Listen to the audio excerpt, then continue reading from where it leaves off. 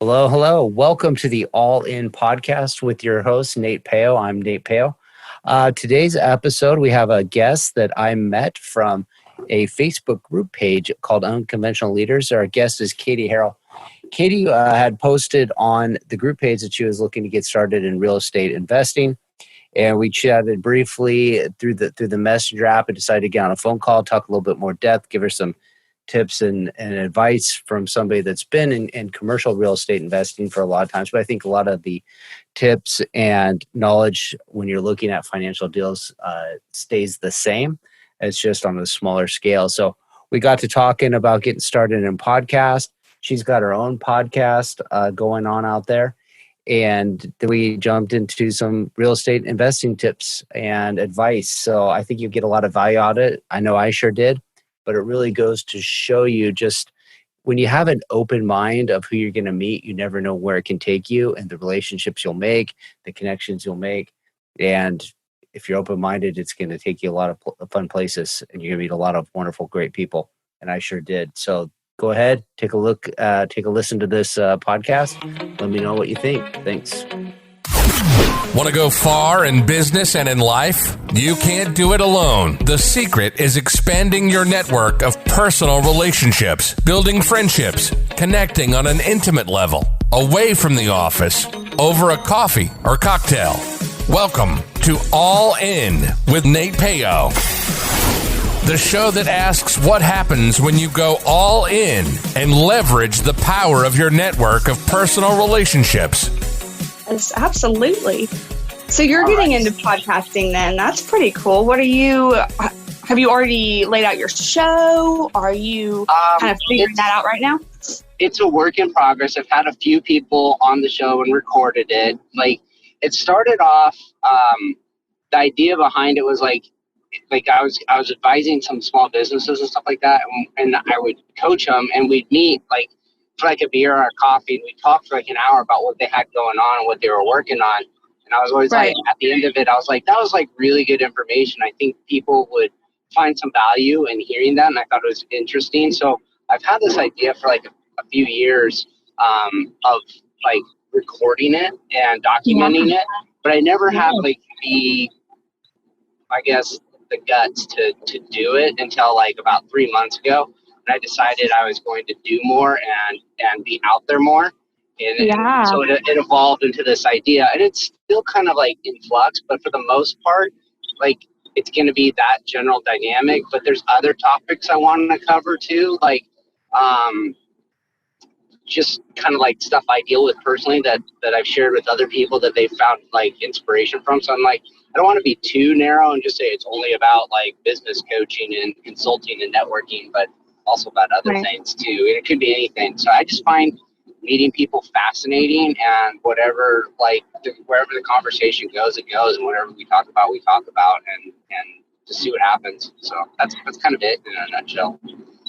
Wow, I love that. That's really exciting that you kind of are wow, I want to take this and then create something from these conversations, because you're right. I mean, when you obviously network a lot, and as do I, and one thing that's really cool is sometimes you'll have these conversations and you leave and you're like, oh my gosh, I really do wish that I had a full notebook of notes or that recorded, because there's so much value in just getting to know people and networking that you never know that conversation might really have an impact on somebody. So I commend your bravery for doing that, because that it really does take a lot of courage to do that. So that's amazing. Yeah, I'm excited to hear your podcast and everything. Well, thank you. What's your podcast going to be about, or have you done it yet?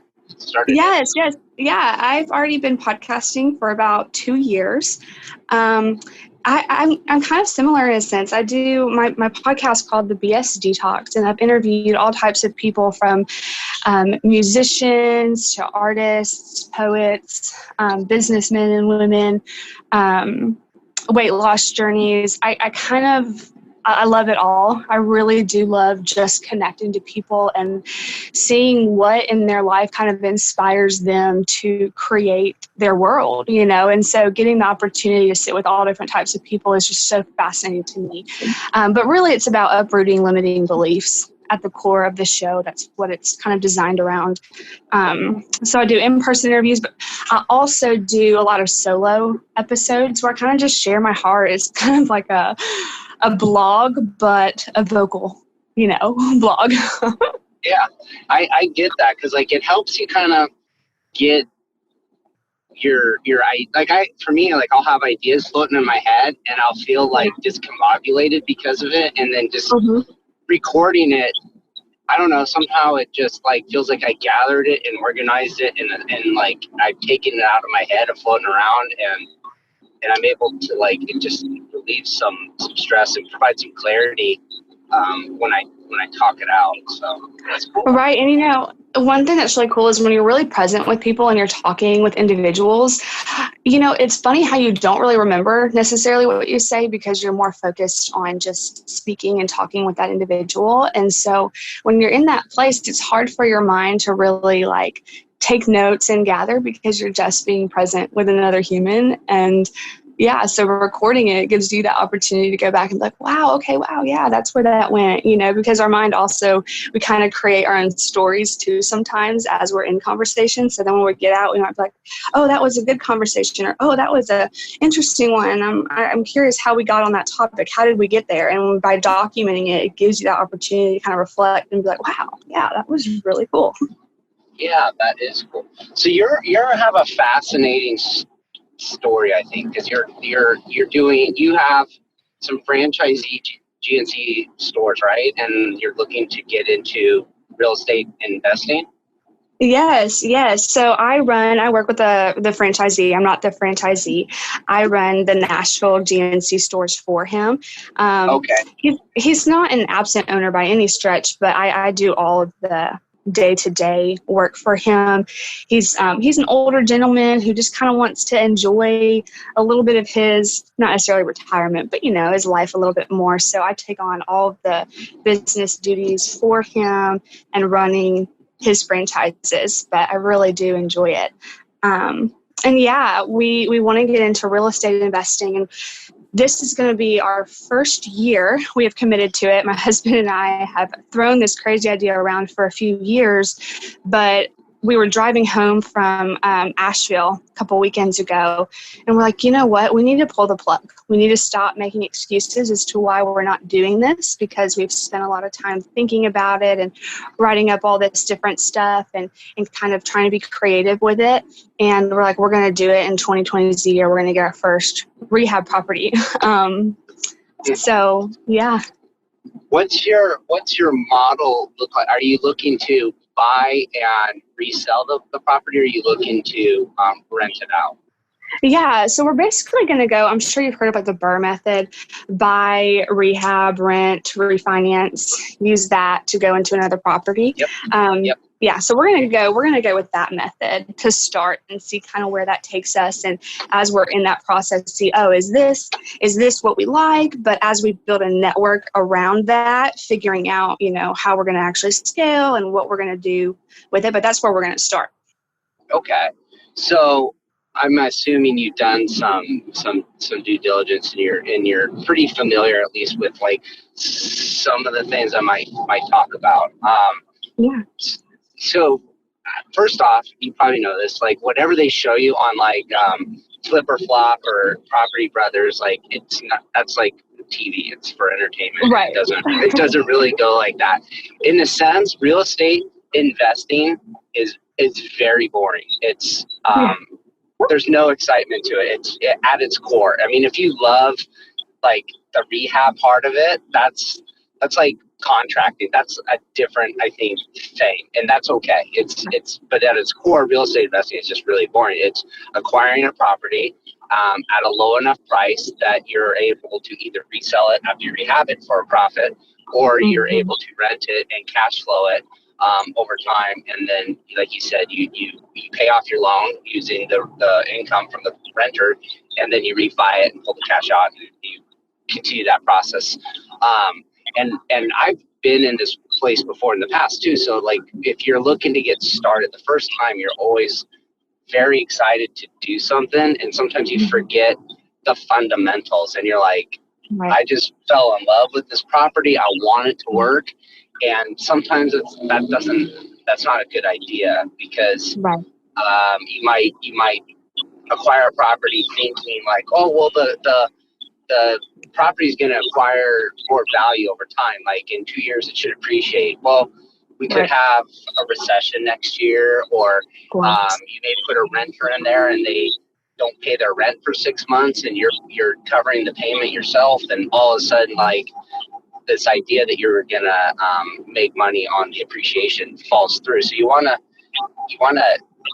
like really understand all of what your costs would be and your potential costs. Right. Especially when you have like your first only rental, like where you get into trouble is when you have like no income coming into it. And so when you have, so if you had 10 houses and one person moved out, you have a 90% vacancy. So like you're able to, weather the storm a little bit better than if your first one, somebody moves out, you have 100% vacancy or 0% vacancy. And so like, it's all on you. So what you want to think about is, what is the price of the property? And then you got to think about all the other things that go into it. Like what are the closing costs? What are the costs going to be to improve the property? And then what are the things that I don't know that could happen? Like there's probably, a million things. You go buy the house and you find out you got wood rot, or you got some mold, or you got a leaky faucet, you're fixing things you didn't intend to fix. So you want to add some contingency to the cost of the rehab. And then when people move in, again, you gotta think about putting money aside for when the things go wrong, because they will, no matter what happens when you own rental properties. Every single scenario that could go wrong will, in fact, go wrong. Right. Imagine. Yeah, like it's just crazy how you go, how do people live like this? Because this is just absurd to me that somebody would actually live this way. But somebody will, just a million things go wrong. You can't predict it. So you got to, kind of factor those things in. And then you also want to make sure you're setting aside some reserves for large scale improvements in real estate in real estate development. We call it capital expenditures, which is like, hey, in 20 years, your roof's not going to be any good. So you have to expect that you're going to have long-term maintenance costs that are very significant. So you try to bucket money every year in reserves for a roof replacement, or something that could come up, or replacing the HVAC or the air conditioners, about something that's a little bit bigger, that's just going to happen over time, because that's what happens as houses get older.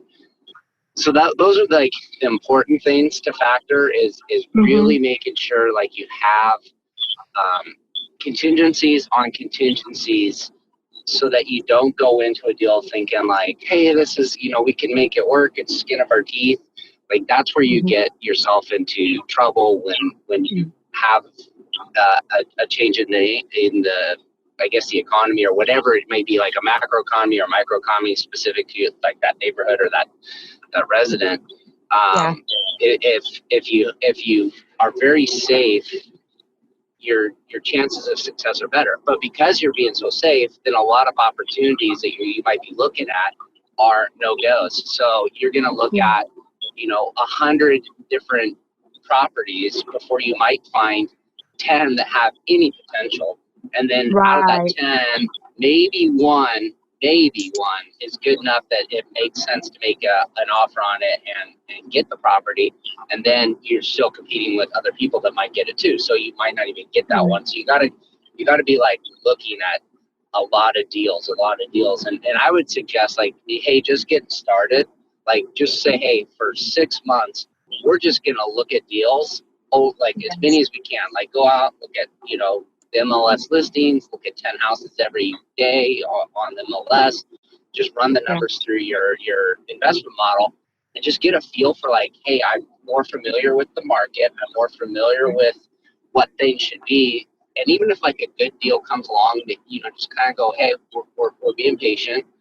There'll always, if you're patient, there'll always be something that will come up eventually. So if you're doing that, you become an expert in what you're looking at. Kind of try to stick to like things you know. Don't get out of like an area where you have no familiarity with. Like if you know, like, hey, these are where the schools are, these are where the shopping centers are, these are what the people do. I know people in this community, like people want to live here. If you go, oh, but this, town, 30 miles over is a great place to live, but I don't know anybody there. I don't know anything about it. I don't know, like, what the traffic's like at 5 p.m. Like, that might get you into a little bit of trouble if you're not familiar with it. So you come in very familiar with the market that you're in, and patience are like two big key things, because I think a lot of times when you want to get into investing, you're like, hey, let's go, let's do something. And especially right now where the markets are pretty wild. They're everybody's, trying to get into it. Housing prices have been going up. In 2008, they were all going down, and that would have been like, hey, that's when you really should have been buying. Like, there were houses for me next door. Like, our house was like $300,000, and that we paid for it, and the house next door to us was selling for like $140,000. And it's like, that would have been like the time to buy something.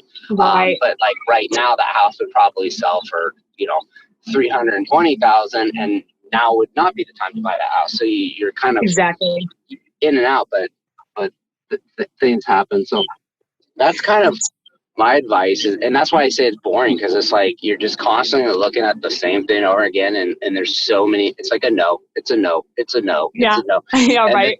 Maybe there's a yes, and then when you finally get one, then you go through and you do all your other stuff, and then of course when you're doing rehabs, you want to throw like 10 to 20% contingency on whatever you think the estimates are going to come in. Or you should have estimates. You should have contractors that can give you prices before you buy the house.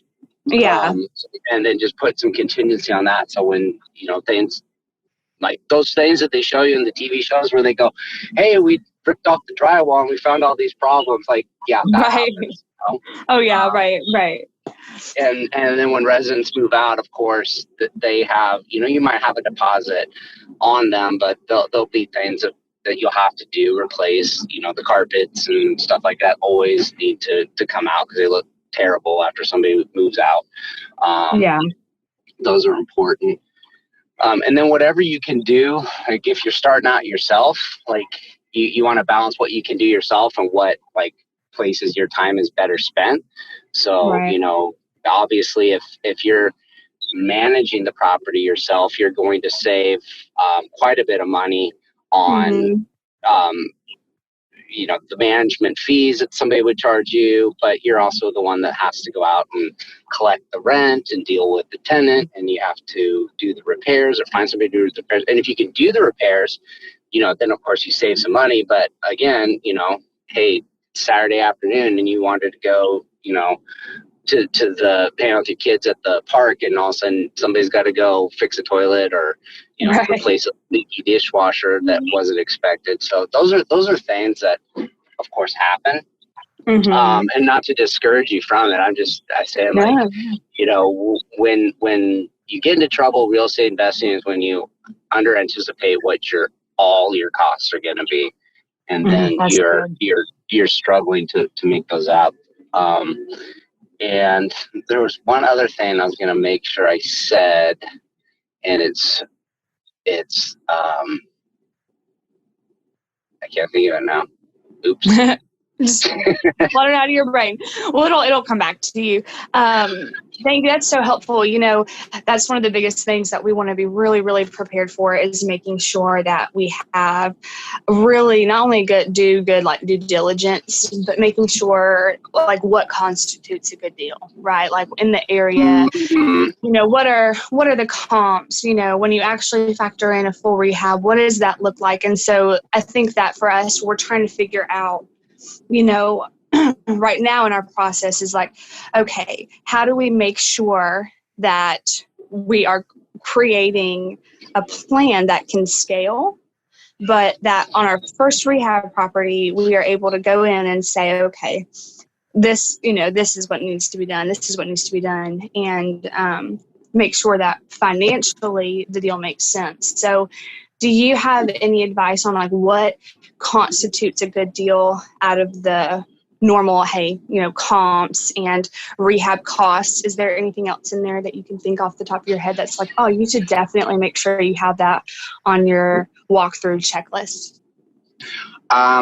Yes. So the thing I was thinking about came back to me, and it's something you add is you wanna look at the time value of money, or I guess opportunity cost of like what you're investing and what you could put that in and get, a similar return. So basically, like if you're going to put a down payment on your property, and you look at what your projected net rent is, the rent you keep after income, divide that by your investment in this. And I'll send, if you want to give me an email after this, like I can send you like a quick Excel sheet that just shows you the very simple formula. But you want to get your cash on cash return, and depending on your market, like you might think that that's a 7% or 8% or 10%, but that basically means like your net income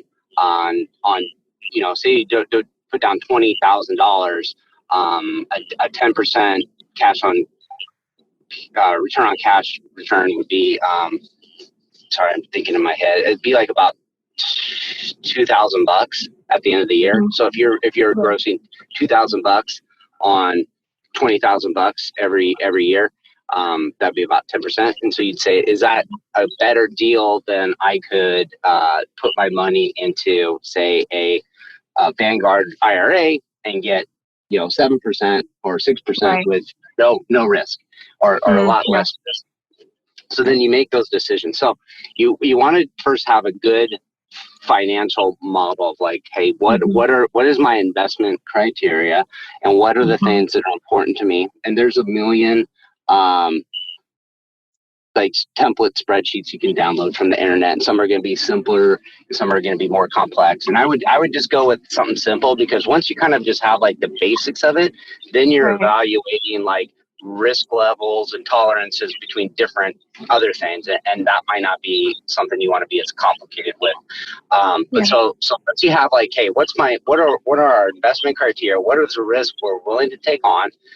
That's established. Then you have like a hard line in the rule. If it's anything less than this percent, whichever it is you decide it is, we're out. We're not doing it. And then you stick to your guns on that. And if it isn't, then you move into the next step. Well, what is my due diligence checklist? And those are the things like, obviously you want to make sure that the property's title free, lien free, all that stuff. So you want to, make sure you're not buying into some problem that somebody's going to show up on your doorstep after you close the house and be like, hey, there's a lien on this property. You owe us $30,000, or we're going to foreclose on it. And you lose it. You're like, I didn't plan for that. So that's important. These are things like your realtor or whatever will help you with. You make sure you have somebody, especially if you're going to do this like a lot, you're going to want to get partnered up with somebody that you really trust as a home improvement inspector that's going to go through and check the boxes. But remember, those people, they're not always, just because they check the box and everything's good, that doesn't mean that they caught everything and that you're gonna be problem free. So you want to be very due diligence on that. Like if it's cosmetic, that's easy fixes. So if you walk into a place, you go, oh my God, the carpet's ugly and the paint's ugly and the needs new countertops, that's the easy stuff. That's like, like, okay, we can figure that out. That's not hard to fix. The ones that are going to get you in trouble is if like you go and you find out like, oh, I have galvanized pipes for water in here, and I'm going to have to do a recopper pipe, or this HVAC isn't working, or there's roof leaks that you can't determine, and you end up, spend a bunch of money fixing the roof that you weren't sure. So those are the things that are like super important. Wood rot, anything that's going to like affect the waterproofing of the building is going to be a huge expense that you're going to have to deal with, and they're not easy to fix. So, touring houses in this due diligence phase will help you kind of identify things like, oh, this would be a problem. Maybe find some people that are in the space on social media that do inspections. Like there's, I always think of like this TV show called Homes on Homes, where he like showed all the stuff that was wrong with houses. And I'm sure there's people that, do stuff locally and like on social media that would, if they don't, they should, but say, hey, this is what you look for in a house. This is how you can tell if you got wood rot. This is what termites look like. This is what termite damage looks like. So you don't just go, oh, it's just an old piece of wood. Like, no, that's right. Termites. It's like your whole house. Yeah. So I'm sure there's due diligence checklists that you can get there online too, and you'll add to it. It'll be an ongoing process. You kind of learn some lessons in blood, and they're painful, but you try not to make the same mistakes more than once. Right. And you try to mitigate things. You're gonna miss. Like you want to try to know everything and eliminate all the risk as possible, but there'll be something. You can't plan for everything, and something will come up you didn't think about, and you just add it to the list.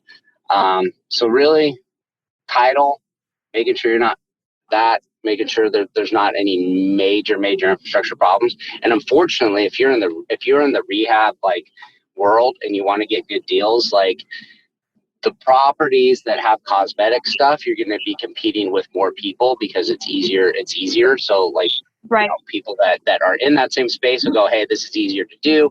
I can make it happen. Or then somebody just, hey, I want to buy this house for myself to live in. It's easy to fix. More competition. Now, if you go to an old dilapidated house, it's got like tons and tons of problems. You're going to eliminate a lot more potential people you're competing against for that property. So hopefully you can buy it at a better deal. But knowing you're also going to have more risks of unknown expenses that could creep up. So when if you think you're going to spend $30,000 and you go up to 60, that's a huge chunk if you weren't planning on it. But if you're planning on 50 and the deal still works and you come in at 45, great. You beat your estimate and the deal works a little bit better for you. So it's a lot of research. It's a lot of due diligence, and you're going to look at a lot of things before you find one that works. And then as you get better at it and do this more, like it becomes faster. Like you can tell real quick, like that's a no, that's a no, that's a no. Yeah. And then move on. So that's kind of my take on it. That's so helpful. And in that space, you also get you kind of create different systems that help you eliminate, because you'll start with your initial system and like, okay, well then I do have to add this or add that because, well, that happened and I learned from that. And yeah, it's really exciting. And that's one thing too about, where we're at. We lived in Brentwood, which is right outside of Nashville. And when we bought our home, we decided to move to Columbia, Tennessee, because properties were so much more affordable. And I mean, the average home in Nashville is like $500,000. And so we're like, we don't want to go house poor just to have a nice house. So we moved about an hour outside of Nashville, and it's just an up and growing community. But you're right, like finding the properties that make sense and are a good deal a lot of the times do need a lot of work, especially because we don't have crazy big budgets like some of these other investments, these investment companies or people who've been doing it for a long time. So we are going to kind of get the big rehab properties essentially. Yeah. But one thing that I heard that was really, really great I heard on podcasts, but some guy said, when you are starting in rehab, you're basically, you're buying other people's problems. And if you're willing to fix those problems, that's how you can kind of scale and create something. So it's like, oh, that's true. You go in just knowing it's going to be a lot of things, a big learning curve. And I feel like there's also that point where you can research and study, and as long as you have a checklist, that's great, but you're never going to know until you're in it. Like things are always going to come up is what I'm learning, and you just got to kind of be open to that and understand. And if you have that mindset going in, like, yep, this could all, happen, I think it leads you a little better. It does. Like one other piece of thing to factor in your model too is when you buy the house and then you're doing the rehab, like you want to make sure you're factoring in the cost of like that loan that you're going to have to pay during the time between the day you close on the house till the first tenant moves in. And if you're doing a large, extensive rehab, you could be 6 months out before that happens. And the contractor that you take by to give you an estimate, he'll say, oh yeah, this is no big deal. This is, 3 weeks worth of work or something like that. And then it takes 6 months. That happens so very often. And then all of a sudden you're like, I didn't plan to pay the house payment for 6 months. I planned to pay it for 2 months. And now, that's $8,000 I didn't plan on spending. So think about that. And then the last piece of advice, I was like, hey, you're only going to learn so much reading books and listen to podcasts. You have to start somewhere, and you have to get experience like doing it. So just start looking at deals, and you're going to learn along. Hey, what do I think about real estate investing? And I tell you some stuff like I just did now that's very high level, very generic. But then if you said, hey, I want you to talk to me about this specific investment, this specific property, of course, the level of information is going to be different. I'm going to say, well, did you look at where the school is? And you're kind of close to this street and it's pretty busy. And this across the way is this like low income housing, and people aren't really going to want to live there as much. And you're going to evaluate a lot more details. So I would offer this to you, and if you ever have a deal come up that you want to look at, you could shoot me an email, just say, hey, what do you think about this? What are the things I should look about? I'd love to help you kind of micro see you succeed, and not make learn mistakes the hard way. So be more than happy to help you out along the process, and tell you like I don't know what somebody might charge you for various construction work in your area, because it's very regional. Construction prices are very regional, but I could tell you like he told you that would take like 3 months. Like that seems like absurd, or go figure out something else. Just kind of like a rule of thumb, like I always use this as a rule of thumb, is whatever it takes in labor to do something, multiply it by 3, and that should give you roughly an idea of what it would cost with materials and profit on top of it. So if you can kind of figure out like what somebody might make an hour doing something, so like let's say a plumber is charging you like $3,000 to do something. And you're like, is that a good price or not a good price? Okay, well, think about this. What's a plumber make? And let's say he's at $100 an hour to keep the math simple. And he's going to do a sink replacement. And he says it's going to take, he doesn't tell you how long it's going to take. He's like, it'll take a couple days. But you say, well, how long do I think it would take me to do it? Like, could I take the sink off, put the sink back together, and do it? And how long do I think that would take? Do I think that's a 2-day deal or 3-day deal or a 5-week deal? Well, it's probably like a day. So if I said, it's about 8 hours times 100, that's $800 times 3 to cover materials as profit, like $2,400. So 3,000 might be a little bit high. It might be, it might be the right price, but it might be a little high. But you've kind of like done a little quick math in your head that just says, hey, that feels right, or it doesn't feel right. So you can kind of back into a real like comparison if an estimate seems high or low. And if it does seem like, if the guy said it was like, it's gonna be like $400, and then you go, I can't even buy the stuff for $400. Like, what does that mean? Like, is he gonna rip me off, or am I gonna get a bad install?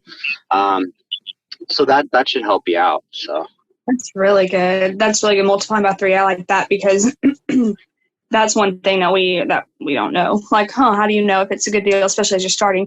With our first property, we're going to rehab it ourselves. My husband's super handy. He's a woodworker, and he loves all that stuff. And so the first one, outside of plumbing and electrical work and things that we cannot do, so we're going to do a lot of the work ourselves. So it's going to be kind of a labor of love for sure. And also like that that you said to make sure you put in the cost of the loan before, and put that in. That's really important too. I wrote that down because that will be really, really helpful. If you do the work yourself, even if you don't pay yourself to do it, make sure you at least factor that in, because that's something if you put in 100 hours worth of work, that's 100 hours worth of something else you could have done, and maybe that 100 hours worth of work you could have made widgets and sold them on Etsy and made more money doing that than rehabbing it. So you want to at least factor in, because a lot of times you'll go like, oh well, this guy wants to charge me $5,000, but because we're going to do it ourselves, it's only going to cost us $2,000. But right, you're saving that money. But at least in your evaluation, you should consider hey, what I should pay myself for those hours, because it's all part of that investment too. And there'll come a time where you'll be too busy. So you have 100 properties. You can't do 100 yourself. You're going to have to hire people. No, of course not.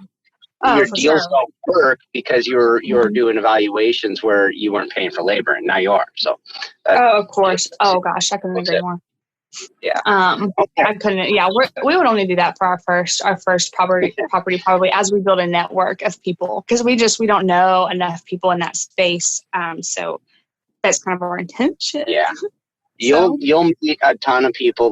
Your learning curve will be fast and furious. It'll be a fun 2020 for y'all doing this, and I'm excited for you. That's a lot of fun. And as you get bigger and you have more properties, and you go from single family houses to a 20 unit apartment or a 200 unit apartment, the fundamentals at the very root of it, the investment analysis, it stays pretty much the same. It's just at scale, and you're evaluating risk to what you're comfortable with. And then after that, it's just, having contractors that can handle larger projects and stuff like that. So it's fun. You're going to do great. I'm really excited. Thank you so much for sharing all of that with me. It really means a lot to take time out of your day to talk to a newbie like me. To do a quick turn, is there anything I can do for you with your podcast? Any questions you have? No, I think this conversation was really excellent. I like the way it started off. We actually kind of talked about the podcast a little bit and talked about things we're doing and the importance of networking. So I feel like we covered a lot of the things that I was interested in talking with people on my podcast about. So we got that, and then I think we had a really good conversation about what real estate investing might be like, and some other people might find value in that, and hopefully that this is something maybe you can refer back to, and look back and say, oh yeah, we looked at that, and that saved us some money because we didn't get caught with our pants down. Yeah, no, definitely, it's going to be super helpful. So I really, really do appreciate it. And you let me know if there's any way that I can help you in your process as well, because I really do. I really appreciate your time. And it's great to have met you and to network. And Awesome. Yeah, just stay in touch and feel free, no matter what. Shoot me an email, even if it's we never talked again for 2 years. You go, hey, I had a question, just because a lot of times it's past doesn't mean you can't reach out and say hi. And please don't wait 2 years either. I'd love to hear from you in 2 minutes. Oh, we just looked at something, and what do you think about this? So please feel free to reach out anytime. And I'm glad I was able to connect with you, and hope you enjoy the rest of your Saturday. Thank you so much. And yes, I so appreciate it. And same for you. Enjoy your time at home and getting all that stuff done this weekend. And we'll definitely stay in touch, and I'll talk to you sometime soon. All right. Fantastic. Have a great day. You too. Thank you. Bye. Bye. Make sure to visit our website, therealnatepeo.com, where you can subscribe to the show on iTunes, so you'll never miss an episode of AllIn. While you're at it, if you found value, we'd appreciate a rating on iTunes, or if simply tell 2 friends about the show. Looking to connect? You can find Nate Peo on LinkedIn or Instagram.